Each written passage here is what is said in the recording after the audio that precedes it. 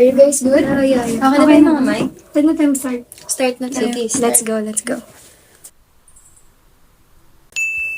Oh, na-mention na naman ako sa Vote for the Cutest Baby. Pangalang mention na nila sa akin to. OMG, may mga ganyan pa pala. Yeah, this kind of sharing thing happens pa rin talaga. Imagine if celebrities do that to their children, no? Siguro ang daming makikisali. Share pa nila kung saan-saan. I doubt they'll do that. Kasi di ba most celebrities are protective din talaga sa privacy ng mga anak nila? Sa bagay. Pero kapag ba hindi celebrity, safe na mag-share ng pictures ng toddlers and baby pics sa internet? Well... Ang programang ito ay rated SPG. Striktong patnubay at gabay ng magulang ang kailangan. Maaaring may masiselang tema, lengguwahe, karahasan, sexual, horror o droga na hindi angkop sa mga bata. Hey guys! Welcome to The Grains of Truth, ang podcast kung saan tayo ay mag-aani, maghihimay at magsasalang ng mga bigas ng katotohanan. Today, may bagong bigas na naman tayong sasaingin. Kakaiba ang bigas na gagamitin natin ngayon. Hindi sinandoming, hindi tinurado, kung hindi... Digital Dilemma, Unveiling the Risk of Sharing Thing and the Shield of Media Literacy. Introducing ang mga taga-saing for today, I am Zara Faith Pegaro, together with... Sheila Lorraine Escanaban and Fatima V. Solitario. So nag-heart ka na ba sa mga nagme-mention sa'yo? Hindi, kasi actually nababother ako sa mga ganyan pa-contest. Bakit naman? Anong nakaka-bother doon? Mga baby pictures lang naman yun. May nabasa kasi akong article, particularly tungkol sa dangers ng sharing thing. Alam mo ba? Kanina pa natin nababanggit yung salitang sharing thing. Ano ba meaning nun? Mamaya hindi pala alam ng mga nakikinig sa atin kung ano yun. According to the Oxford English Dictionary. Wow! Hindi mo kaya. Okay, ikaw na yun. Sharing thing is the action or practice of sharing news, images, or videos of one's children on social media websites platforms. So based sa definition mo, sharing thing pala is from two words, which are sharing and parenting. Yes. Saan ba nag-i-start ang sharing thing? Actually, from the publication sa bibliography na Scopus, yung term na sharing thing kumalat noong 2013 through social media. Pero since 1998 pa talaga nagsimula yung activity ng pag-share ng mga parents about sa mga children nila kahit hindi pa through social media platforms. 1998? Wala pa namang social media nun During that time, ang sharing thing is pag-share ng mga parents ng anak nila through social gatherings. Pero kasi 'di ba mahilig na rin mag-photography mga tao? Yeah, definitely. Since may mga digital cameras naman na nag-a-arise that time, though bakit nga ba may urge na i-share yung pics and vids including their child? Based kasi sa self-categorization theory, may mga actions tayong ginagawa para mag-establish ng sariling identity natin sa isang group na gusto natin salihan. As a result, yung mga parents with children, nakaka-feel sila ng sense of commonality sa social media accounts nila pag nagpo-post ng anak nila or sa mga social gatherings nga na mention where may mga makaka-relate din sa lesson nila as a parent.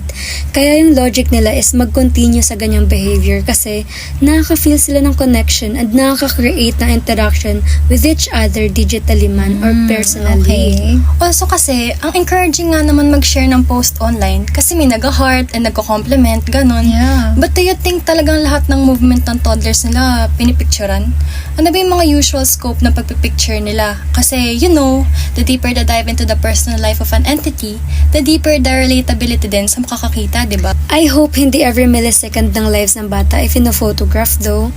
But yung mostly na focus ng parents is mga pictures and videos ng mga anak nila na, for example, nagdo-document ng milestone ng anak nila, development and such kasi nga nasa-store sa gadgets so for reminiscing memories na rin. Di balik naman tayo sa sinasabi mo kanina. Ano nakaka-bother doon kung ganun lang pala yung definition ng sharing thing? Ganun nga yung definition, kaso iba na kasing ginagawa ng mga ibang parents ngayon. Like halos pinagkakakitaan na nila yung mga anak nila. Example is yung mga baby contest na nagpapareact para manalo sila. Minsan cash prize, minsan naman mga baby essentials yung prize. Kaya pala, yung ibang parents, todong-todo. Yeah. May possibilities pala na maging brand ambassador yung anak nila.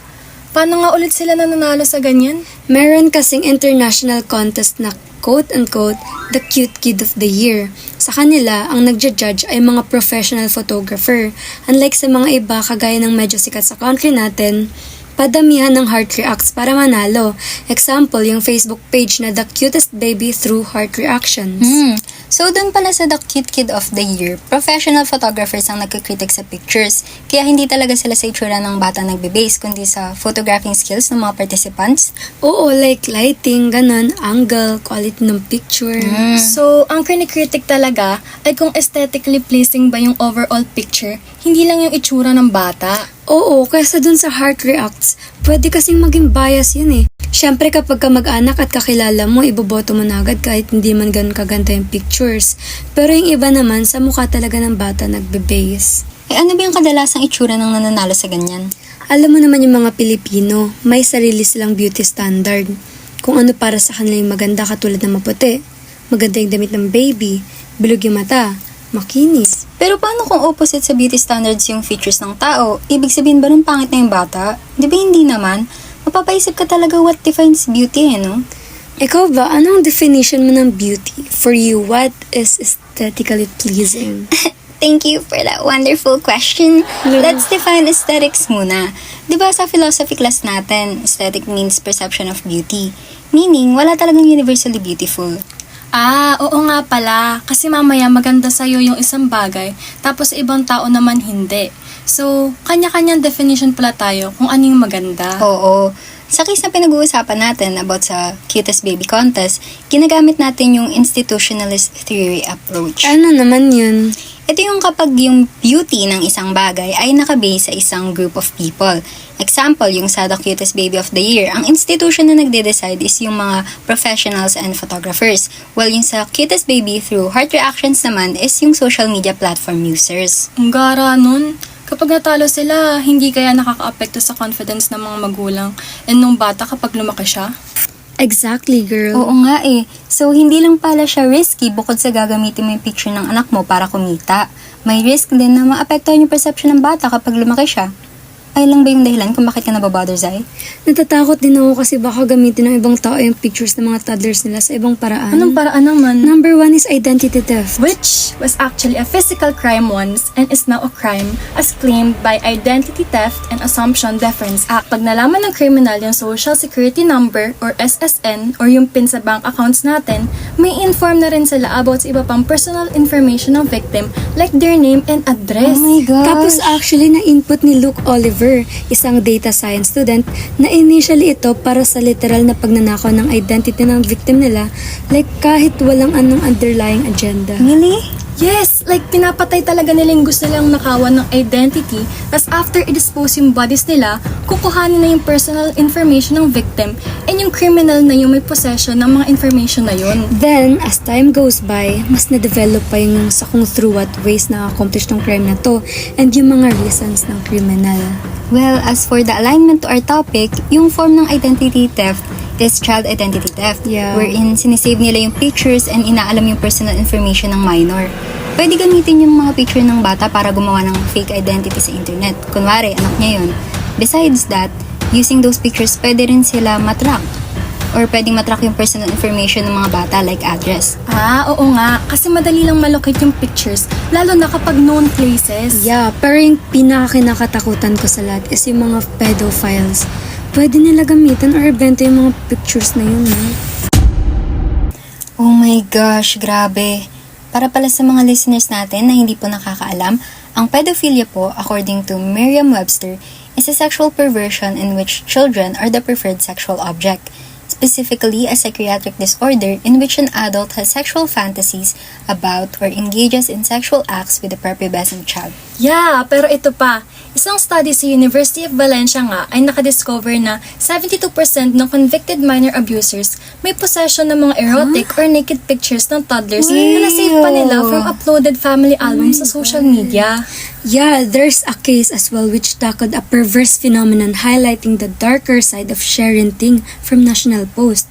Like, once we post something in social media, it already left a digital footprint and God knows who, kung sino-sino nga ba talaga ang may access sa mga pinupost natin. especially pag naka-public. Oo nga. Tapos, is there any more implications on that kind of publicity? Well, ito nga yung nagiging gateway for pedophiles to get access sa photos of children kahit pa hindi ito yung intention ng parents. It was stated in the article that pedophiles are reposting innocuous photos of children from their parents' Facebook profiles. Yeah, what worse is that pedophiles stole pictures of children like basically doing normal things. For example, a snapshot of a child at a gymnastic performance and it was implanted on a child's sexual abuse imagery sites, a pedophile photo sharing galleries, and a highly sexualized child modeling website. Oh, see? They would even manipulate these photos or parang pino-photoshop nila yung pictures ng mga bata by morphing the picture of the child's face and that being attached sa ibang shot. Only to get those highly sexualized images that pedophiles would feast upon. Oo, alam mo ba na meron nga nag-report na lalaki about dun sa morphed images wherein nakita niya yung morphed image ng anak niya babae What? at ng 2-year-old granddaughter nun. And that only shows transparency. Nakakabother lang talaga na even the harmless photos of children ay hindi safe sa mga mata ng pedophiles as they would go through any means to get that satisfaction. Grabe, no? Ano kayong pumapasok sa isip nila? Bakit nila nagagawa yun? Mostly, ang nagdadrive sa kanila ay because of neurological reasons such as hindi pagiging normal ng development ng mga parts sa brain ng isang tao. Like yung temporal lobe natin. Yung nasa harapan. Yeah, yung nagpa-process ng emotions. Once na may difference sa pag-develop nito compare sa kung ano ang normal, may high possibility na magkaroon ang tao ng sexual interest and behaviors towards unusual subjects. Gaya na nga lang sa nangyayari sa pedophilia. Plus, if may history of being abused din yung may disorder ng bata pa siya, magiging coping mechanism niya paglaki na i-project yung trauma niya sa bata rin. So, nagbe-base yung existence ng disorder na pedophilia on how their thoughts were and are being affected by various factors, scientifically and environmentally, right? Yeah. But, alam nyo, may mga local news ako nakita na cases ng cyberpedophilia. Huh? Ano yun? Cyberpedophilia?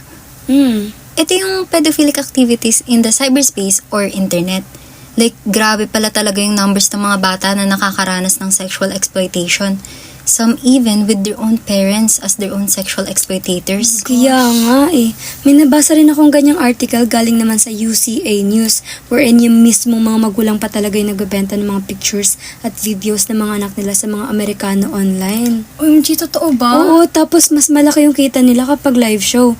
Sobrang nakakilabot lang kasi may mga nangyayaring ganitong secret crime sa ibang pamilya. Tapos imbes na makaramdam yung mga bata ng security, comfort, or pagmamahal mula sa mga magulang, ganito yung nararanasan nila. Actually, it was stated sa Probe, one of the documentary producers in the Philippines since 1988, na ever since in the 80s time sa country natin, meron na talagang gumagawa ng pedophilic actions. For example, ginawa nila ng documentary yung Pagsanhan, wherein pinakita doon kung paano yung place here nag-encourage ng pedophilia during that time. Pagsanhan, diba ayan yung kilala kasi may magandang waterfalls? Oo, ayun nga. Pero kasi kakaibang attraction yung ginagawa nila para makakuha ng mga turista dati. Noong 80s, tinawag yan as gay paradise or a haven for homosexuals. Bakit? Kasi yung mga turista is pinipilit daw yung mga lokal na kumuha ng mga batang lalaki na pwede nilang biktimahin. Grabe namang balita yan. Hindi ko alam na may ganyan palang nangyari sa Pagsanhan noon. Ay nako, sinabi mo pa. I'm sure hindi rin halos aware ang mga tagapakinig natin sa topic na yan. Pero ito, mas malala pa. Medyo recent lang. Si Senator Risa Hontiveros pang nag-raise ng alarm dito kasi sobrang nakakabahala na talaga yung nangyayari sa Facebook. Ayan. Ayan ba yung tungkol sa mga Facebook public Oo. groups tapos dyan sila nagkakaroon ng mga transaction Yeah. at pagbebenta ng mga pictures ng mga bata? Tapos, bukod sa Facebook ay ginagamit na rin nila yung Messenger at Telegram. Hinding-hindi ka nagkakamali dyan. Naku, at galit na galit nga si Senator Risa at sobra siyang nababahala kasi bukod sa maraming taong interesado sa ganyan, maraming umaabuso sa mga kabataan. Sabi niya pa nga, bilang isang ina, mas lalo raw siyang nangangamba para sa seguridad ng mga bata sa internet at dapat daw magawa na agad ito ng solusyon para malagot ang mga may pakana sa kabastasang ganito. Tama, pero kahit sino naman talaga mangangamba at mababahala. Ang pinaka-importante lang ay merong mga tao katulad ni Senator Risa na kayang tumayo at ipaalam sa iba ang ganito mga sensitibong issue na walang masyadong pumapansin. So, slay ka dyan, Senator Risa. Yeah. Pero anyway, kilala mo ba si Peter Schooley? Yes, actually. He's widely known as the world's worst pedophile, diba? As what the website that retells historical events, All That Interesting stated. Correct. And you know why, guys? Isa lang naman siyang Australian pedophile na na-evict sa country natin because he was filming inappropriate recordings na included mga minors and even a 1-year-old. Oh my gosh! Which according sa mga prosecutors ay traumatizing. Yung cases niya rin includes numerous rapes and human trafficking of children. And grabe rin yung effort niyang mag-create pa talaga ng specific space for his dirty work sa dark web, recording child pornographies ng mga anak ng financially challenged families here in our country. He was definitely driven by money because even sa Australia, may recorded cases siya ng fraud to have a large amount of money. Though he was sentenced life behind bars in 2018 and a further 129 years in Dapat lang. 2022 Deserve. and even cost our country going effective ulit ang death penalty for him. On the other hand, guys, there were 6 Filipino 7-year-old children na victims ng child exploitation through sexual pictures and videos ang na-rescue din in the year 2015. But mainly, napupunta yung mga nagagawa nilang recording sa United States, United Kingdom, and Canada. That's the same kay Peter na sinasend niya yung videos sa Europe when recording in Mindanao. Really? Well, in addition din dun sa na-rescue, nakakita rin yung United Kingdom's National Crime Agency ng 4,000 images and videos ng mga minor victims, both boys and girls, na nasave sa laptop ng taga-London na nakalocate na galing sa bansa natin yung media. Regarding this case, naimbestigahan din yung 2 Filipinos na criminals na actually relatives pala nila, tapos nephews, nieces, and even anak nila yung victims. Oh my God!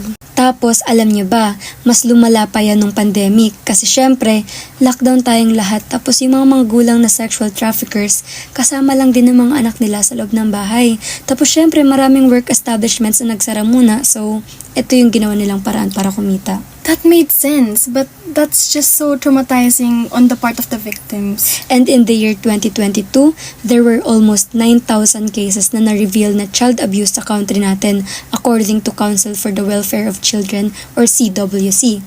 Can you imagine that? Di pa dun kasama yung 43 incidents na nasagap ng Makabata Helpline 1383. Yeah, and I know Makabata Helpline 1383 is the one na under din ng DSWD wherein doon pwedeng maka-access ng number to report sexual abuse, right? Pero you know, para ma-prevent na maka-attract ng pedophilic people, we must be cautious with our use of social media platforms. We must be media literate. Oh, mga listeners, alam niyo ba ang meaning ng media literacy? Oh my gosh, may narinig akong sumagot. Char. Okay, sabihin mo na lang kasi kung ano ba yung meaning niyan. Sure. Ang media literacy kasi, according to our media and literacy teacher, Sir Jen Dilag, is knowing how to use and analyze the different types of media. Hindi raw naniniwala yung mga listeners natin kay Sir Jim. Okay. According to Canada's Center for Digital Media Literacy is the ability to critically, effectively, and responsibly access, use, understand, and engage with media of all kinds. So, dyan na rin talaga papasok ang importance of parents, knowing how to utilize internet properly. Not only the basics like posting and sharing, dapat alam din nila yung mga consequences ng bawat galaw nila sa internet. That is so true. Kasi pag sinabi ng iba na marunong sila gumamit ng internet, akala nila yung simple ng pag-click lang, yun na yun. Yeah, masasabi mo lang talaga na media literate ka kung magagamit mo ang internet ng tama. Now na na-mention mo yan, can you teach us how to be literate in using media? Which in this case is social media? So, being a media literate, first, you must know how to access. It is basically knowing where you will find or use media as a tool for sharing important and relevant information. Okay, and then... Second, you know how to evaluate and analyze. Dapat marunong ka i-comprehend yung mga information while considering the consequences or the possible I outcomes. see. And syempre, one of the most basic things to do is to create. Ito yung pag-compose natin ng content sa isang platform. The last two are, you must know how to reflect and act. This is when you apply social responsibility and ethical principles while sharing knowledge to other individuals. Napakahalaga ng in-depth knowledge sa mga bagay-bagay. Not only the top layer, no?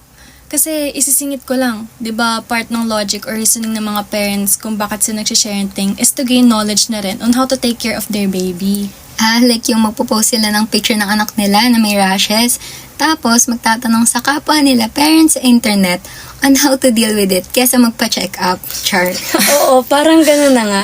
Segue ko lang na all of us, especially the parents in these parenting groups, should be skeptical of the knowledge they acquire. So they kind of need to exercise epistemology, which is the philosophical study of the nature, origin, and limits of human knowledge, according to Encyclopedia Britannica. Right? Yeah. Although, hindi naman sa ini-invalidate ko yung information na sinishare ng mga parents about certain things on how to care for a child kasi nga, they're talking from experience naman. Pero remember our philosophy class? We can also acquire knowledge by being rational, and in this case, is by consulting professionals on things such as healthcare of our children.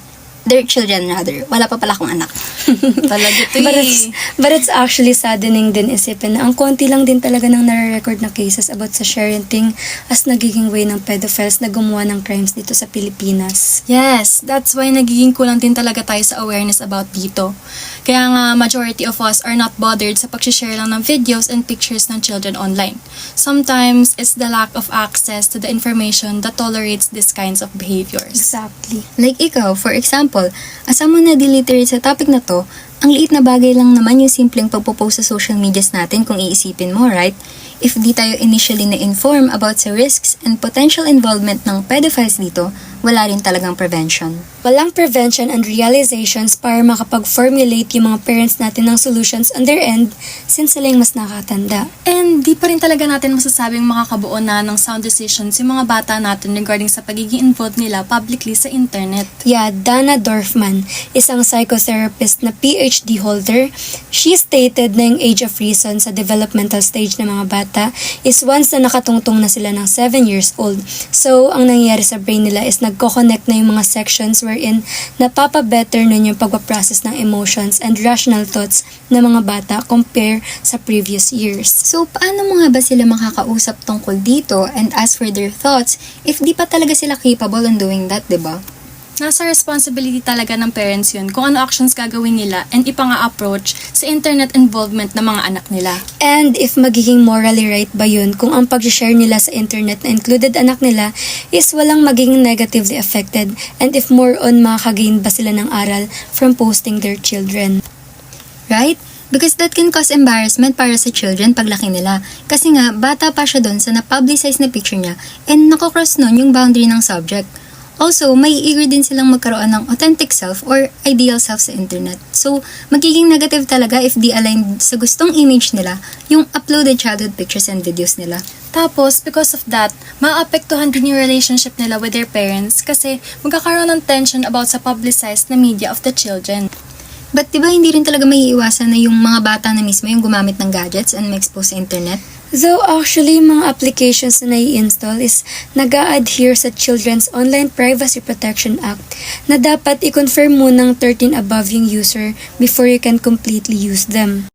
Oh guys, for example, yung TikTok na sikat nowadays, once na hindi nabantayan ng maayos yung bata and gumawa ng account, posible nilang pagkain yung age nila tapos isa-set pa yung account nila as public kasi akala ni TikTok over 18 na talaga siya, leaving your child open to direct messages and interactions from strangers. Kaya for everyone, extra effort and time talaga sa pag-observe sa mga young ones, lalo na pag gumagamit man sila ng gadgets to track yung mga websites or apps and even yung mga taong nakaka-interact nila within the realm of the internet. Additional lang din na possible din i-restrict yung mga apps sa mobile phones natin na skeptic tayo sa magiging influence sa mga bata like yung limitations of screen time and contents to make sure na yung access nila sa apps hindi destructive. I definitely agree. So, to wrap all of those up, we have introduced to you, our dear listeners, the inevitable habit of parents publicizing almost everything involving their children. Na nag-start to sa pagkahilig lang nila sa pagkuha ng pictures sa mga young ones nila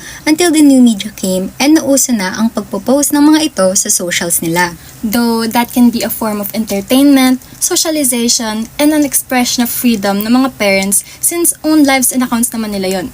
it can still be risky considering na may mga information na pwedeng matrack ng kahit na sino sa mga simpleng photos lang online. Also, since may possibility na maapektuhan nito ang mga anak nila, like invading their privacy and makakreate ng conflict when it comes to the public's beauty standard na kahit bata ay hindi pinapalampas. Additional sa pagiging risky ng posting your children online, may mga predators ding naglilinger sa iba't ibang sites ng internet na gumagawa ng inhumane actions sa mga nasisave nilang pictures and videos like pag-angkin na kanilang anak yon or worse. May mga guts pang mga sexualize sa mga minor de edad at i-upload ang mga ito sa dark websites na posible pang pagpiestahan ng kung sino-sino. Di lang nga internationally nangyayari but also locally, kung saan yung mga minor victims, even if they're just doing normal activities sa picture or video na na-upload sa accounts ng parents, nasa sexualize pa rin, which can't be that prevented kasi nga nasa public na yun, unless may parental provision talaga. And may iba pa talagang pumupunta sa editing and morphing applications para mas makakuha pa ng masisexualize na section ng media uploaded. Also, may mga intentionally ding binibenta talaga yung pictures and videos ng mga bata sa foreigners since malaki rin yung nakukuha nilang monetary benefits. Then, mas lumala pa to nung pandemic since lockdown and nasa iisang roof lahat ng tao. So, mas lumapit pa yung proximity natin na even relatives yung nagiging traffickers ng minors. Kaya nga in-emphasize din natin ang importance ng pagiging technology and media literate ng mga parents and paggamit ng knowledge nila to be careful in this modernization age. As well as yung more effort natin as people na may mas knowledge and mature na bantayan yung mga bata every time they use gadgets. And grabe! Ang dami nating na-discuss in this episode Right. regarding sa issue na to which can actually be a taboo since masyadong sensitive yung pagka-involve dito ng disorder na pedophilia. Exactly. But, it is also an eye-opener para sa lahat na nakikinig. Diba guys? Lalo na sa may mga inaalagaan bata, as well as sa atin, as speakers, since narelate pa natin sa iba't ibang approaches sa philosophy. O kaya naman, dahil nga nahainan na tayo ng mga kaalaman at katotohanan, di na natin may iwasang maging skeptic tuloy. Tulad na lang nung nang-mention namin na possible na galing sa abnormal development sa brain yung disorder na pedophilia. Yung coping mechanism then for a traumatic experience can be counted as a reason as well. I know you guys are now questioning your moral compass and how your logical reasoning can back up your perception towards this issue and yung mga people involved. But actually, if I may tell you an advice sa pag-approach sa usaping ito, the best way na solution or prevention for this rather is being technology and media literate talaga. Wherein we must and always think before we click for real. Also, we can be selective din naman sa mga private happenings sa life natin and ng children we know na ipapublicize. We should also call for an action para sa development ng more proper medical treatment and rehabilitation ng mga taong may disorder na na-mention dito. Remember that we're not limiting or controlling anyone sa kung anong nare-reveal at ina-upload nila sa internet. But we just want everyone na maging extra careful when utilizing it since so much na yung advancement ng technology. Grabe. Which is beneficial and damaging at the same time. Anyway, grabe! Sobrang init na napag-usapan Sobra natin. ka na. Nasunog na yung niluluto natin bigas. Uy! Until next time, Anong klase ng bigas naman kaya ang sasaingin natin? dagdagan naman natin ang ulam sa susunod. Yes! Okay guys. Pack up na. Grains of truth.